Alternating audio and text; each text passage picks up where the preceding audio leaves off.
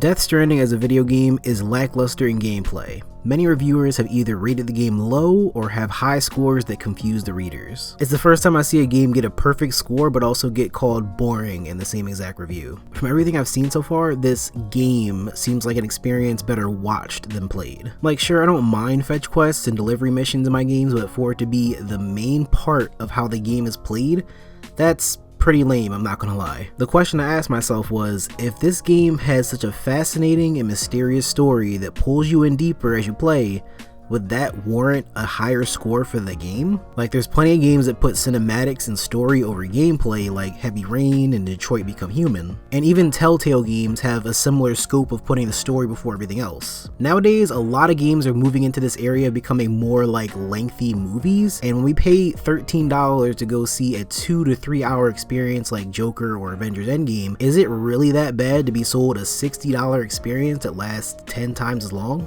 It's really hard to say because we haven't seen a lot of games make this kind of a shift in genre just yet, but for me and a lot of others out there, I put gameplay before everything else in a game. What really separates a game from a movie is that interactivity. Death Stranding does obviously incorporate interactive gameplay, but what we're given is more like a vehicle between plot points rather than a fleshed out and enjoyable experience. And more it seems like these companies want that middle ground between video games and movies to not be a chasm and more so be an overlap. And yeah, I'll even go to the lengths of saying that a lot of the smaller details in Death Stranding couldn't be replicated as well in movie form. One thing I see all over Twitter is people talking about how the BB in the game cries through your controller. It's annoying for sure to have a baby always crying in your hands while you play a game, but it adds a level of depth and connection that a normal movie just can't do. And right now, it's really hard to say whether this game will be revolutionary or a flop in the future of gaming. One thing I can say for sure is that I really hope to see full-length films from Kojima from now on. That man's brain is full of so many crazy ideas, and even if I wouldn't want to spend my own money and play them for 40 hours, I wouldn't mind sitting down for a movie or TV show. I personally haven't even put that much time into the Metal Gear franchise. I played Metal Gear Solid 5 for like